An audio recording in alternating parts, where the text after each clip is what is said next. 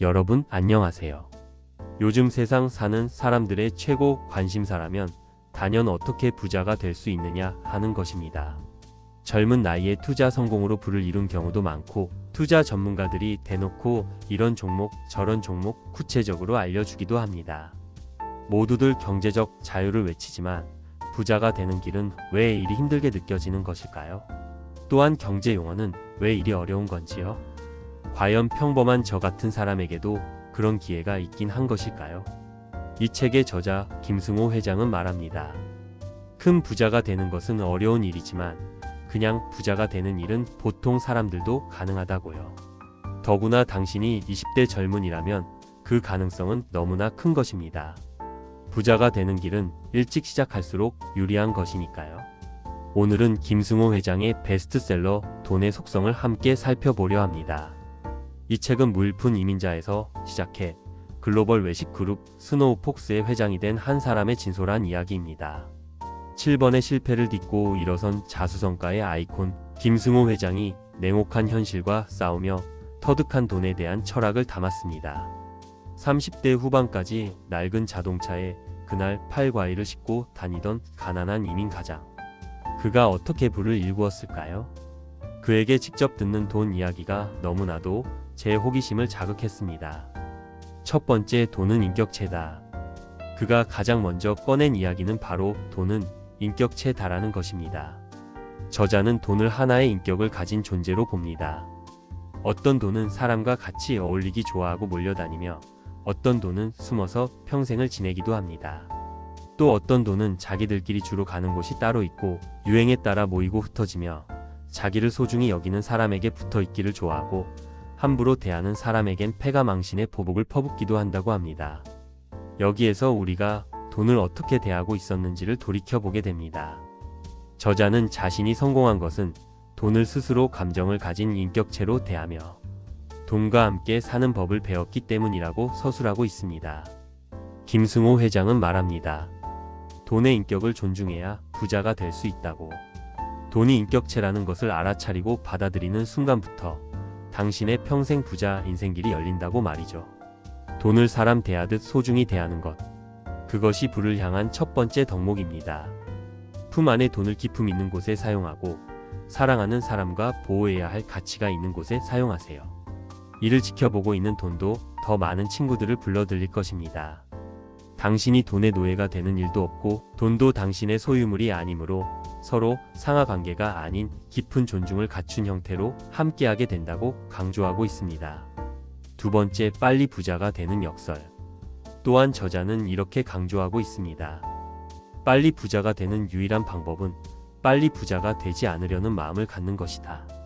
이 역설적인 문장 안에서 저 스스로를 돌아보게 되었습니다. 뉴스나 방송에서 접하는 투자 정보에 앞뒤 가리지 않고 얼른 투자해야겠다는 생각만 앞세웠던 자신의 모습을 떠올리게 되었습니다. 우리는 너무 조급합니다. 빨리 돈을 벌고 싶고 당장 부자가 되고 싶어 합니다. 그래서 위험한 투자에 뛰어들고 결국 잃게 됩니다. 저자는 말합니다. 빨리 돈을 버는 모든 일을 멀리하라고 말합니다. 대신 시간과 목표를 가지고 돈을 모으고 현명하게 소비하는 습관부터 길러야 한다고 말합니다. 여유를 갖는 것이 가장 빠른 방법입니다. 투자를 할 때는 최소 5년에서 10년 정도의 기간이 필요합니다. 어떤 자산을 금방 사고 팔면 큰 부는 얻을 수 없습니다. 시간으로 돈을 벌고 돈을 벌어 시간을 버는 것. 이것이 저자의 투자 원칙입니다. 조급함은 당신의 가장 큰 적입니다. 천천히 가되 멈추지 않는 것이 중요합니다. 세 번째, 종잣돈의 힘. 김승호 회장은 구체적인 방법을 제시합니다.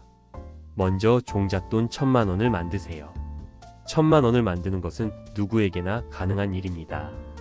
그리고 어찌 되었든 그 과정에서 좋은 습관을 형성하게 되는 것입니다. 그 돈을 1억 원으로 다시 10억 원으로 100억 원으로 키워가는 과정.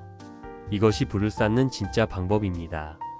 그는 부모에게 받은 유산도 없었습니다. 어떤 횡재나 대박 주식도 없었습니다. 말 그대로 맨손에서 만들어낸 종잣돈으로 시작했습니다. 중요한 것은 일정하게 들어오는 돈의 힘입니다. 매달 꾸준히 모을 수 있는 돈. 그것이 쌓이고 쌓여 눈덩이처럼 불어나는 것이죠. 저자는 이를 돈의 중력이라고 표현합니다. 돈은 중력의 힘을 가졌습니다. 작은 돈덩이가 점점 커지면서 더 많은 돈을 끌어당기게 됩니다. 마치 중력이 커지는 것처럼 말이죠. 그래서 초기에 종잣돈이 중요합니다. 그 시작이 없으면 중력도 생기지 않으니까요. 네 번째, 복리의 비밀. 또한 저자는 복리의 마법에 대해 이야기합니다. 복리란 원금과 이자에 이자가 붙는다는 뜻인데, 복리는 상황에 따라서 채무의 복리가 적용되는 것을 가정할 때 무서운 존재가 된다는 것을 이야기하며, 복리를 내 편으로 만들기 위해서는 복리에 대해 이해해야 함을 강조하고 있습니다. 복리를 이해하게 되면 단순히 돈을 모으는 것이 아니라 돈이 돈을 벌게 하는 구조를 만들게 되는 것이며, 이 과정은 시간과 인내를 필요로 합니다. 그 기다림을 견딜 수 있는 사람만이 진짜 부를 경험할 수 있다고 강조하고 있습니다. 다섯 번째, 리스크에 대한 새로운 관점. 워런 버핏의 유명한 말이 있습니다. 남들이 욕심을 낼 때 두려워하고 남들이 두려워할 때 욕심을 내야 한다. 김승호 회장도 같은 맥락에서 이야기합니다. 리스크가 클 때가 리스크가 가장 작을 때다. 이게 무슨 말일까요? 모두가 두려워하는 지점, 그곳이 바로 기회입니다. 모두가 공포에 질려 있을 때 오히려 리스크는 줄어든 상태입니다. 반대로 모두가 욕심을 낼 때 그때가 가장 위험한 순간입니다. 2008년 금융위기를 생각해 보세요. 모두가 패닉 상태일 때 투자한 사람들이 큰 부를 일궜습니다. 하지만 이것은 단순한 역발상이 아닙니다. 자신의 투자 원칙에 대한 확고한 믿음과 탄탄한 재무 체력이 뒷받침될 때 재투자나 기다림도 가능한 것입니다. 시장의 공포와 탐욕을 읽을 수 있어야 합니다. 그리고 자신의 감정을 통제할 수 있어야 합니다. 저자는 남들이 울 때 웃고 남들이 웃을 때 조심하는 것, 이것이 진짜 투자자의 자세임을 강조하고 있습니다. 여섯 번째, 금융 문맹에서 벗어나기. 김승호 회장은 금융 문맹이라는 개념을 이야기합니다. 글을 읽고 쓸 줄 알아도 돈에 대해 모르면 문맹인 것과 같다는 뜻입니다. 그러면서 몇 가지 경제 용어를 제시하고 있었는데요. 저도 대부분 명쾌하게 알고 있지 않아서 당황스러웠습니다. 스스로에게 물어보세요. 돈이 어떻게 움직이는지 아시나요? 이자는 어떻게 계산되나요? 투자와 투기의 차이를 아시나요? 인플레이션이 당신의 자산에 어떤 영향을 미치는지 이해하시나요? 많은 사람들이 이런 기본적인 것조차 모릅니다. 그러면서 부자가 되고 싶어 합니다. 저자는 강조합니다. 돈에 대해 공부해야 한다고. 경제와 금융의 기본 원리를 이해해야 한다고. 책을 읽고 배우고 경험해야 한다고 말합니다.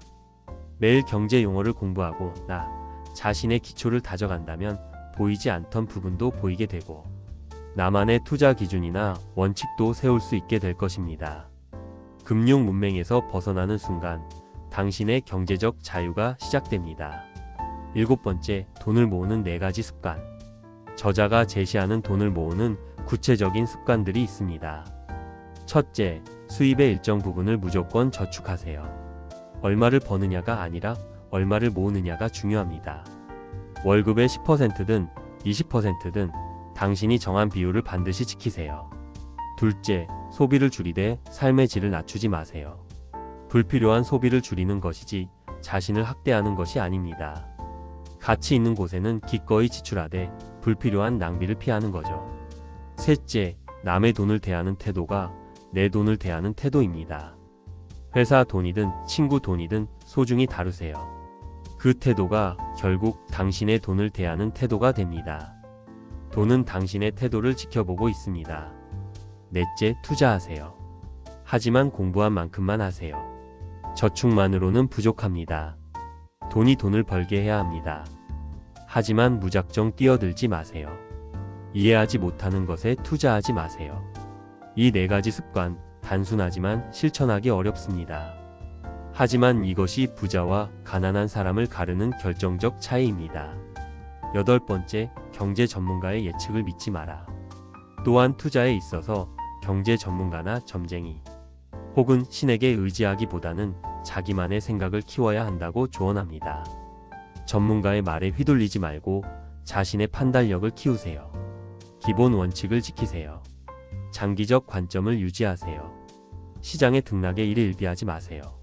전문가가 지금이 기회라고 말할 때 오히려 조심하세요. 자신만의 투자 철학을 세우세요. 그리고 그것을 꾸준히 실행하세요. 전문가의 조언을 참고할 수는 있습니다. 하지만 맹신해서는 안 됩니다. 결국 자신의 돈은 자신이 책임져야 하니까요. 9번째, 상속과 부의 관리. 저자는 흥미로운 질문을 던집니다. 100억을 상속받았는데 절대 잃지 말라는 유언이 붙었다면 당신은 어떻게 하시겠습니까? 대부분은 가장 안전한 방법을 선택할 것입니다. 위험한 투자는 절대 하지 않을 거예요. 이것이 바로 부자들의 사고방식입니다. 부자들은 돈을 불리는 것보다 지키는 것에 더 집중합니다. 지키지 못하면 다 소용없으니까요. 방어가 최선의 공격입니다. 원금을 지키는 것, 그것이 투자의 첫 번째 원칙입니다. 큰 손실을 피하면 시간이 지나면서 자연스럽게 부는 늘어납니다. 복리의 힘 때문이죠. 반대로 한 번의 큰 손실은 회복하는데 엄청난 시간이 걸립니다. 50% 손실을 보면 100% 수익을 내야 원금 회복이 됩니다. 그러니 욕심내지 마세요. 안전하게 지키는 것부터 시작하세요.